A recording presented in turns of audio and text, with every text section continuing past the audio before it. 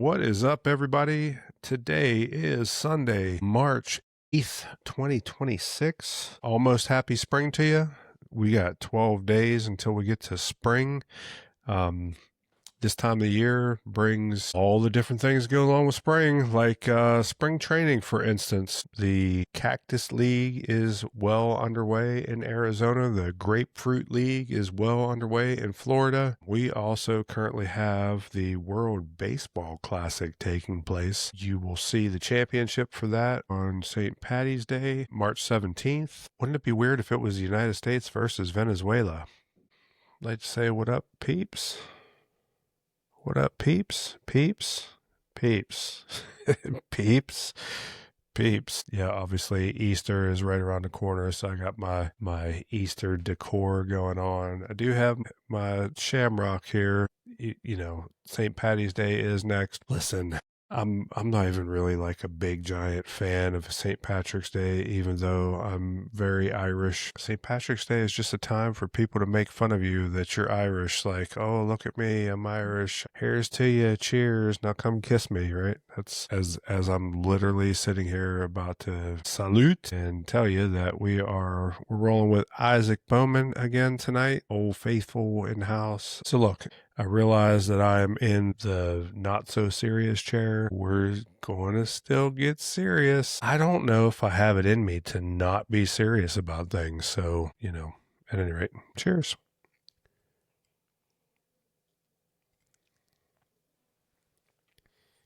So the rap group Mobb Deep has a song where Prodigy, the opening line is, "There's a world going on outside no man is safe from." And I agree 100% with that statement. I think that there is definitely a war going on outside that no man is safe from. Kind of goes along with the idea that I've been talking about the 4 questions. We talked about the 4 questions. Who am I? Why am I here? What's wrong with the world? How can what's wrong with the world be made right? And I definitely went to great length to talk about questions 1 and 2. Question 3, what is wrong with the world? I will say that we are squarely in the middle of a war going on outside that no man is safe from. And that war is predicated off of the introduction of sin into the world. And I know that we've talked in previous episodes about the idea of the fall and how original sin entered into the world, and as a result of that comes all of the different troubles and woes that exist. We're in a spiritual war. That is the war going on outside that no man is safe from. We are in a spiritual war. As that pertains to the good old US of A,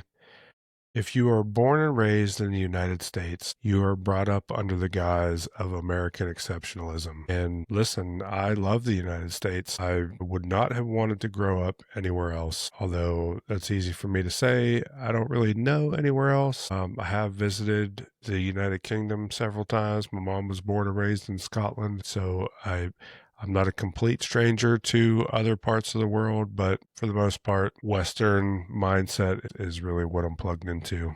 Within the idea of growing up in America comes the idea of American exceptionalism. You are taught from a very young age that you are plugged into a much bigger system. Things exist on like an institutional level, right? So we have all different types of institutions in this country. We have the institution of church, the institution of government, the institution of education, the institution of whatever, all the different things that seem to exist are, according to our commander-in-chief, all invented here, although that's not entirely true. In fact, I would give much props to my Scottish heritage because a lot of different things actually were invented or helped to be facilitated by my Scottish peoples. But we're taught this idea that it's a much larger and much more important thing than you.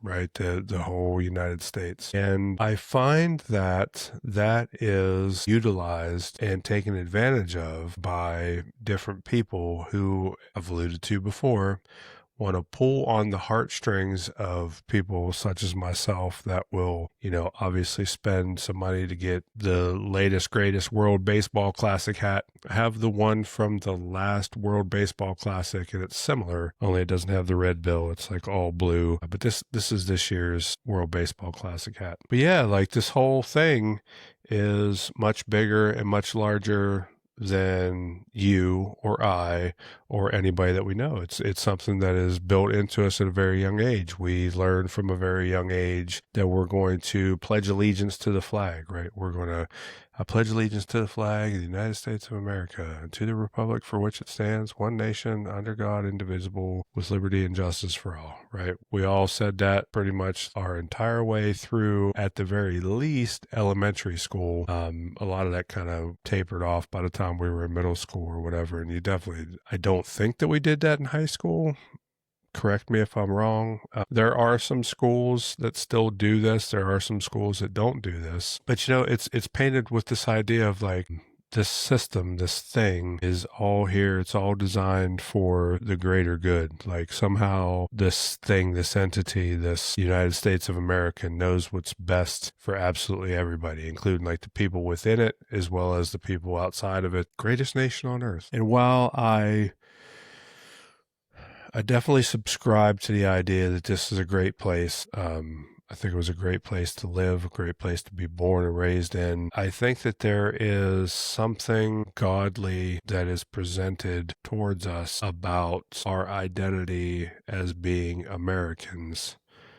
But I would suggest that all of our institutions, they're all failing, are they not? I don't know who your guy is. If you've listened to any of my stuff up until now, you know that I don't really have a guy. I would definitely say that I lean more conservative than anything, but realistically, I find myself in the middle on a lot of different things, and that puts me in like no man's land because my entire life, the two political entities have just consistently been moving further and further apart, more and more to the extreme edges of what they call themselves to be. And so, I feel a certain way about immigration. I feel a certain way about being able to own guns. I feel a certain way about abortion. I feel a certain way about lots of different things, but you don't hear me tell you what you're supposed to think as it pertains to those different things. But all of our institutions are failing. Our government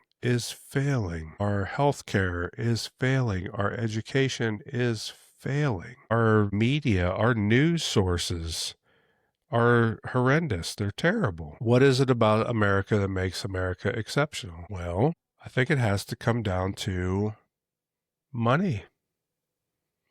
I definitely have brought up before the idea that the love of money is the root of all evil. We've brought that up several times before in conversation. That is definitely a scripture reference that I like to bring up and be about. The United States makes money. It makes people money. It has laws put in place in certain ways that allows people to take advantage of different things and just make money. We have all types of billionaires within this country, thanks to those different laws and rules and regulations that all these different institutions have put down to allow different people to do different things. And it's all legal, maybe not necessarily ethical, but definitely legal. So, yeah. In the book of Ephesians, chapter 6, verse 12, it says, "For we do not wrestle against flesh and blood, but against the rulers, against the authorities, against the cosmic powers over this present darkness, against the spiritual forces of evil in the heavenly places." And this little piece of scripture is found right in the midst of talking about the armor of God. Now, I've spent a long time in church. I spent 20 plus years in church. I've heard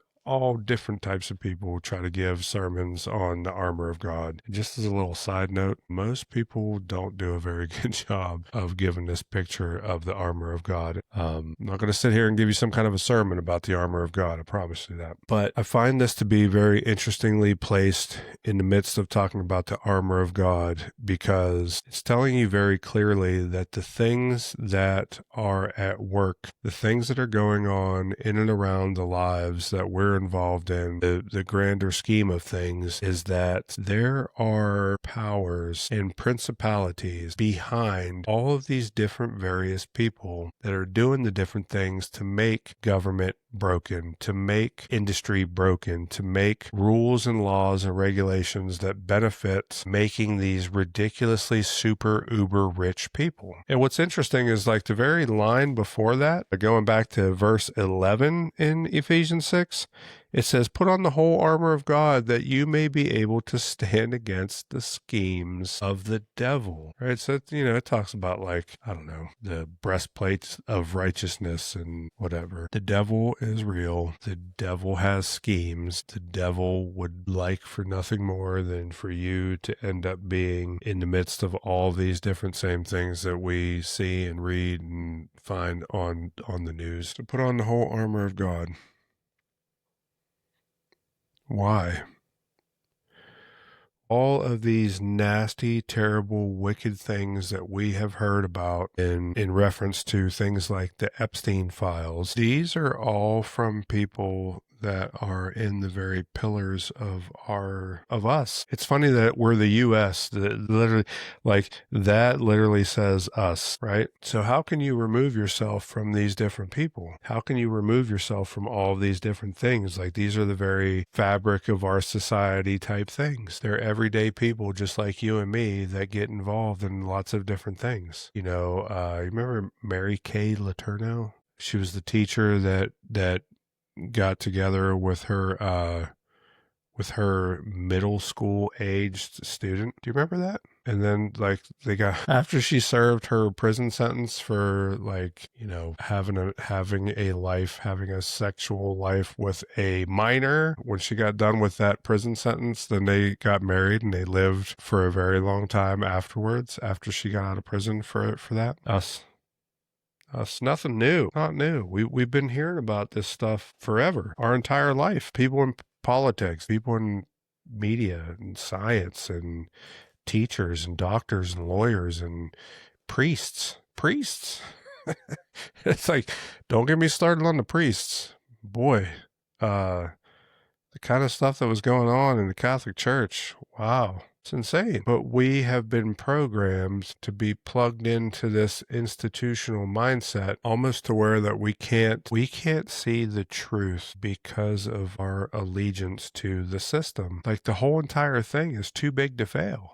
I know you remember back in '08 when the stuff was too big to fail, and they literally talked about how if they didn't pass this thing to bail out the big banks, that Armageddon would take place and the whole world would shut down. How are we so bought into a system that we get sold that? Like, I don't understand how you have something that, okay, banking, right? And we're going to do all these different things and, loan money for whatever reason. And we have acquired all these bad debts. We've acquired all these bad debts because, like I've said on previous shows, everything comes down to a return on investment. Here is a business model that needs to make better return on investment. And so they decide, let's look at people that generally don't get allowed to be, borrowers, and let's let them borrow. And what bad could happen from that? Well, nothing bad for that can happen to us, because we're going to bundle all this and we're going to sell it off to other people. And because we're the experts and people trust us because we're institutional, they'll believe it when we tell them that this is a good loan. This is a good debt. We believe that this to be a worthy credit holding whatever. But we'll take pennies on the dollar for you to buy this loan off of us. But it's a good loan. We just don't want to hold it because maybe they had credit score like 500. But we see this kind of stuff go on over and over and over and over and over again. And nothing happens. Nothing happens. Nothing will come about from the Epstein list because nothing came about of the Diddy files, because nothing came about of the hashtag Me Too movement. Nobody is currently talking about or cares about Harvey Weinstein. The current talk is about Epstein, and that currently is taking a backseat to the Iran war that is taking place right now. I don't know if it'll ever be called a war in the grand scheme of things because, they get to tell the history. It's funny is the word history is literally his story, his story, his story. Whose story? Not his story. No, whoever wins the battle gets to tell the story. That's how it goes down. You ever hear of the Nuremberg trials? I know you have. Do you know anything about the Nuremberg trials? Do you know that there were at the end of World War II in 1945, there was something like, I don't know, there were millions of people that were Nazis. For some reason in my mind, I want to say like 5 point something, like almost 6 million Nazis at the end of World War II. So they had these trials after World War II. They're like, okay, you guys were terrible and you did all this, all these atrocities and whatnot. We're going to have this trial and we're going to hold some people accountable for what took place. 24 of them. I think that's the number. Google it. You'll find out. But I think it was 24. 24. 2 dozen people were actual, like, in the military people in the Nuremberg trials. All the rest of them were like doctors and scientists, and all in all, 199 people. What?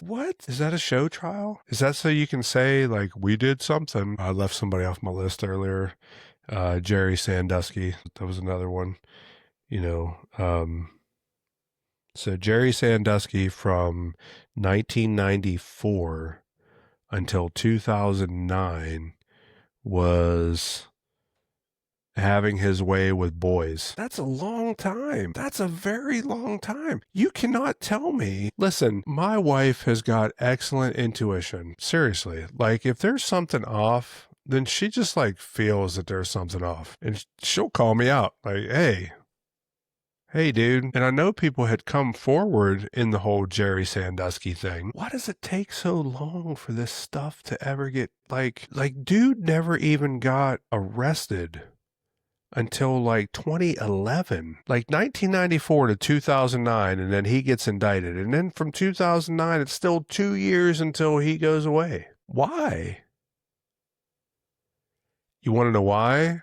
Because Penn State is an institution. Penn State is too big to fail. And so I'm sure that Mr. Sandusky got pulled into different offices at different times and got sat down and was like, you gotta need to stop touching these boys. But is it deeper than that? So what I'm getting at is that as rampant as all this stuff is repetitive as all this stuff is this like a belief system? Is this like what they're about? Do you know that in the United States alone, 360 to 460,000 children go missing every year?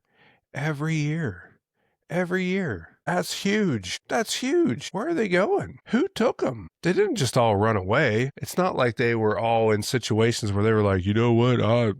Peace out, y'all. I'm gonna go Jack Kerouac on y'all. No, there's far more sinister stuff going on than that. Far worse. And then when they talk about like what's actually been reported, there are suggestions that number could be as high as 700,000 or 800,000 children a year go missing in the United States. You should look at things like the Epstein files a little bit differently. Okay, something completely different. You don't want to talk about things in like a sexual nature. Fine, I understand. That's a lot to take in. Do you know who Oliver North is? Have you ever heard of Oliver North? Oliver North is somebody who is a Fox correspondent. He's on Fox News. He's on Fox and Friends. He's somebody that comes on and shows his face and gives his 2 cents about what's going on geopolitically. Why is Oliver North anybody? Well, have you ever heard of the Iran-Contra affair? You know, it's kind of timely being that we are right now like helping Israel bomb Iran.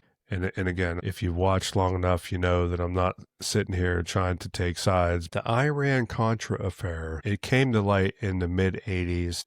I remember there being like this congressional hearing that took place. And basically, the United States was illegally selling arms to Iran. And then they were using that money to set up a network in Nicaragua and Honduras. And basically what was going on in that network in Nicaragua and Honduras was that these Contras were coming together to oppose the Sandinista government of Nicaragua. You see, the Reagan administration wanted no types of Marxist organizations being in power in Central America, except that these guys had been in power in Nicaragua for, I don't know, I want to say it was like 20 years. I feel like they came into power in the early 60s, and then they were trying to be challenged by the Contras. The Contras were these like far right, conservative, pro-America, blah, blah, blah, blah, blah. Now, during that same time, do you know what happened in America? We got crack. We got crack in all the different cities. All of the cities. All the cities, including Steubenville, Ohio. I distinctly remember being around different people that had all types of different crackheads as their constituents, I will say. The Contras were illegally smuggling cocaine into the United States. And at the exact same time that the Contras were bringing cocaine into the United States, there are lots of speculation with really good background evidence to suggest that the CIA was introducing crack into the major cities of the United States because they knew that it was a much more addictive form of cocaine use that was going to generate far more money that was then being funneled back to the Contras so that the Contras could have their ability to do whatever they were doing to try to topple and overthrow the Sandinista government in Nicaragua. Yeah, as sure as I'm sitting here, Oliver North literally has his fingerprints on everything that the crack epidemic had to do with in the United States. All of the broken families, all of the drug addictions, all of the broken down urban environments that just completely catastrophically. Watch the show Snowfall. That's an excellent show to watch. It's a fiction, but it is based off of different things that were reported about as it pertained to crack cocaine in Los Angeles in the early to mid 80s.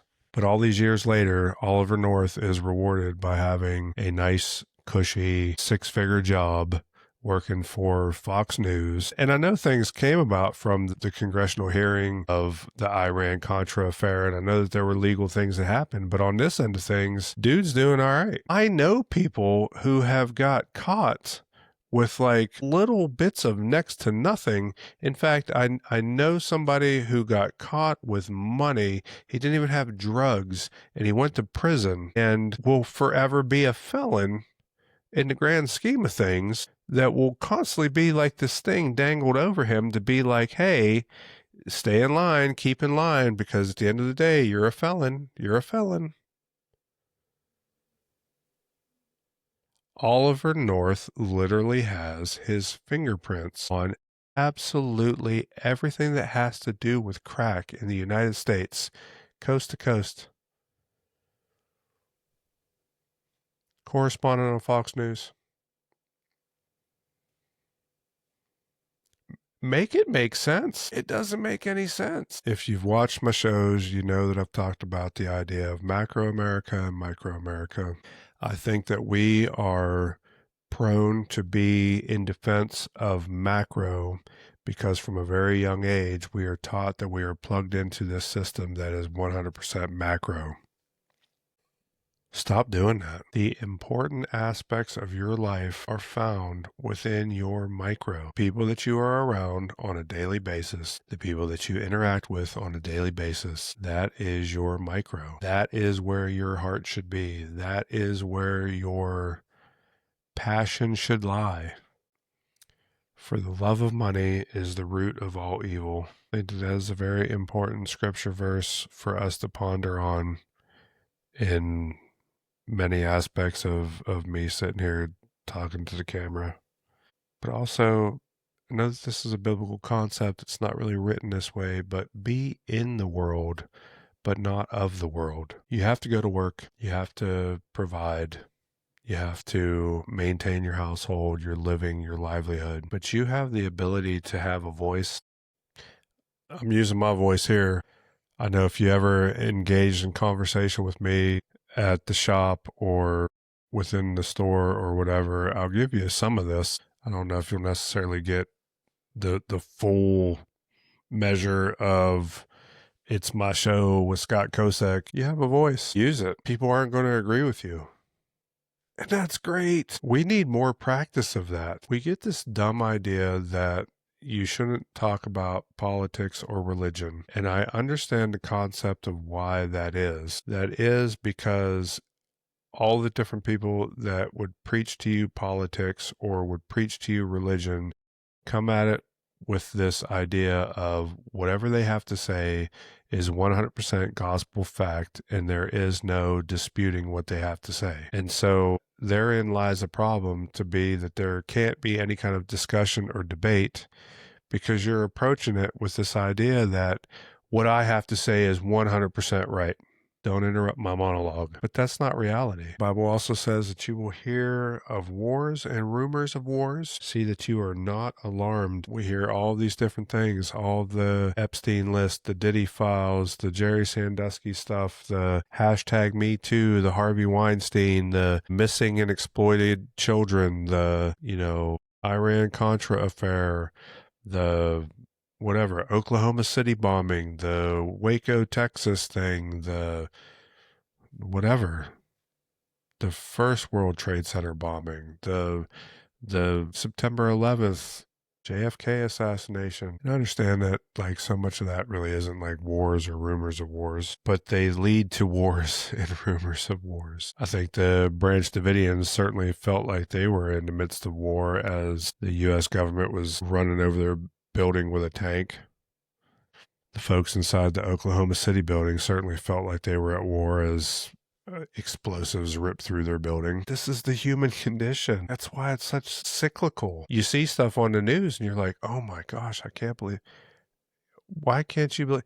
Do you really think that all of these different people grew up in such an isolated, excluded thing that is not a very similar thing that you're plugged into? Those guys pledged the Pledge of Allegiance on a daily basis at school like you did. You should have shrewd, cautious, and discerning judgment, but with pure, innocent, and non-malicious intentions. Wise as serpents, innocent as doves. So all of these different things I'm talking about right now are like, what are you supposed to do? What are you supposed to do as you're watching news footage of strikes in Iran, all on the heels of Epstein files, which was literally like all of these different famous people that you could think of, all of these business leaders, all of these industry leaders, all of these tech magnates, like they all hung out with one another and were around one another because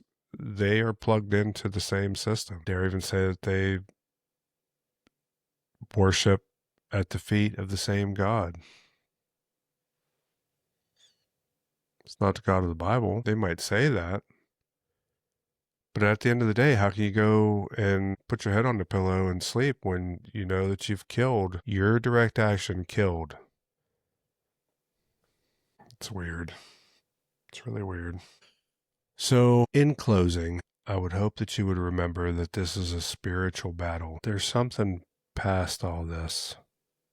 There's something beyond all this. I would hope that you would unplug as best as you can out of the macro and try to be far more plugged in, far more present, far more involved, far more invested in your micro. Be about your sphere of influence. Be about the people that God has entrusted to be around you. I'm not telling you to beat them over the head with the Bible. I'm just saying speak the truth in love. Understand that where you're at, what you have to say has some merit, has some influence in your sphere of influence. I don't know. At any rate, I'm going to leave it at that. I thank you very kindly for watching. I would hope that you would, if you haven't already, subscribe, like, share, tell people to come listen to this crazy dude from Steubenville. Till next time.